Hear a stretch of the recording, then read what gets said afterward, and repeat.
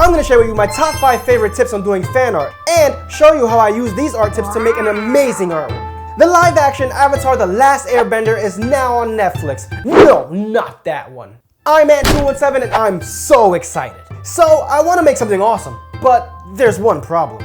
I don't know where to start. Tip number 1. References. Gathering reference images is very important. You can gather reference images from the internet. You can look for official artwork from the show or just get some screenshots from the show. For this one, I decided to gather reference photos from the cartoon and from the new live action trailers. No, not that one. Be careful when looking for reference images. You can also get reference images that are fan art, and those fan arts might not be as accurate as you want to be.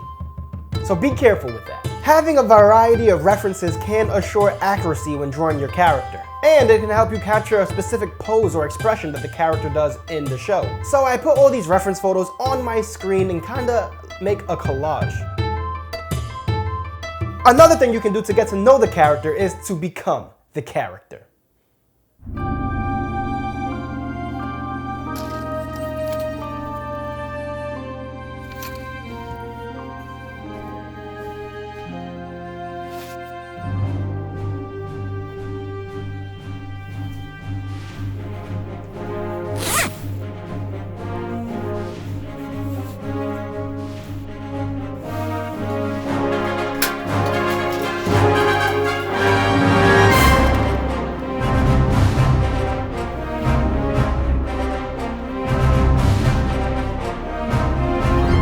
Waterbending!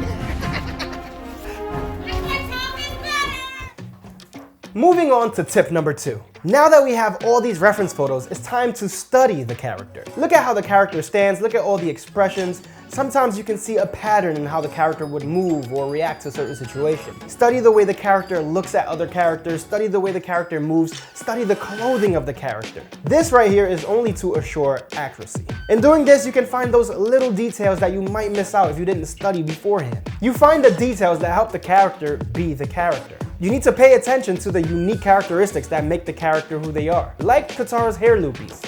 You don't want to forget those. I studied the character for a while and I really think it's going to help improve my art.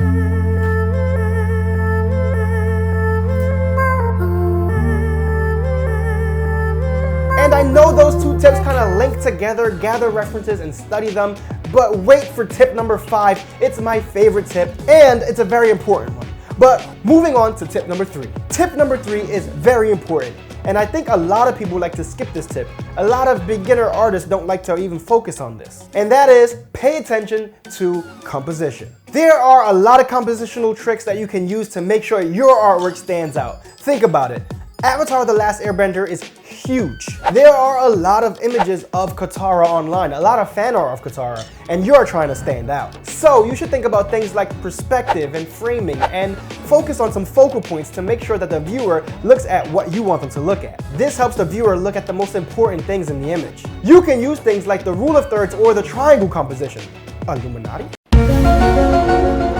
But in this one, I'm gonna focus on the golden ratio. You can see that if you use the golden ratio and you follow the swirl, it leads you right to Katara's beautiful face. And that is exactly what I want. And to further push that compositional trick, I'm gonna use the waterbending to help also follow that swirl. There are other things that you can use, like using things that point to your main focus. In my case, the water points to her face. But you can use things like tree branches and rocks and other paths to make sure that everything leads you to your focal point. We can talk about composition all day, and maybe in the future I can make a whole video dedicated to the many compositional tricks. Hit subscribe so you don't miss that video if I make it in the future. Tip number 4, tell a story. And I know what you're thinking, oh, but Ant, I'm an artist, I don't write stories, I'm not an author. And to that I say, hush up. You can tell stories by just using visual elements, even with just one artwork. In my image, I have Katara looking relatively aggressive. She's angry and in a fighting stance. This tells a story that maybe she's about to get into a fight with someone. Maybe there's an aggressor in front of her, or maybe she's the aggressor. But you can tell that she's not waiting to have a nice peaceful picnic in the forest. The expression and the pose tells my story. You don't only tell a story by using aggression, you can make that a piece of her in a picnic. If she's looking peaceful, sitting on a rock with butterflies flying around. There are many ways to tell a visual story. You are a visual storyteller. That's what art is. You do this by conveying a scene or showing emotion, or both. And that right here helps your viewers stay engaged. Your viewers don't want to see the character just standing there doing nothing.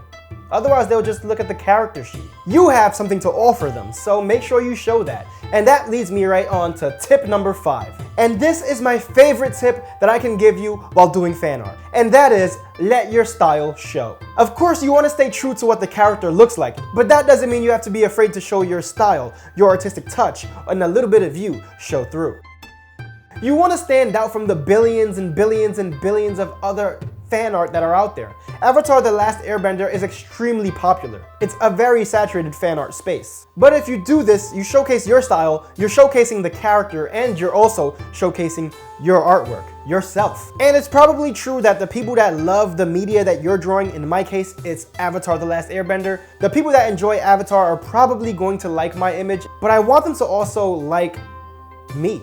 My art. If they enjoy the style or how stylized the image looks, they might click on your portfolio. They might try to find more art by you. And that's what you want. And I know some of you are thinking, oh, but Aunt, I don't have my own art style. And to that I say, do not worry. Your art style will develop in time. There is no need to rush it. Fan art is a great way to develop your style.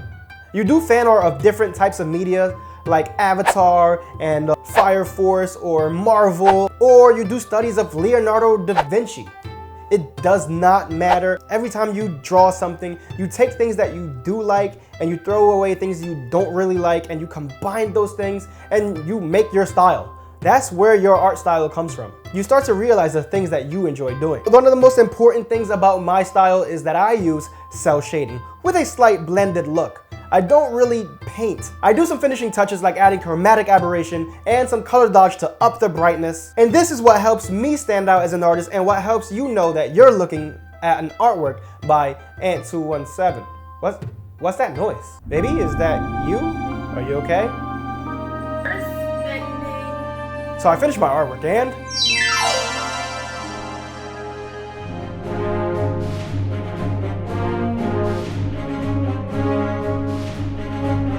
I love the way this piece came out, and I hope that you love it too.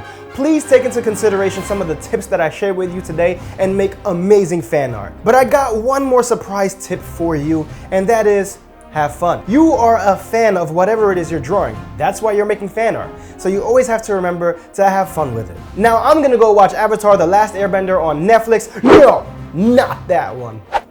You can go watch this video right here. I promise you, you're gonna love it. I do this kind of things all the time. And remember, I'm awesome. Thanks for watching. Avatar, firebending.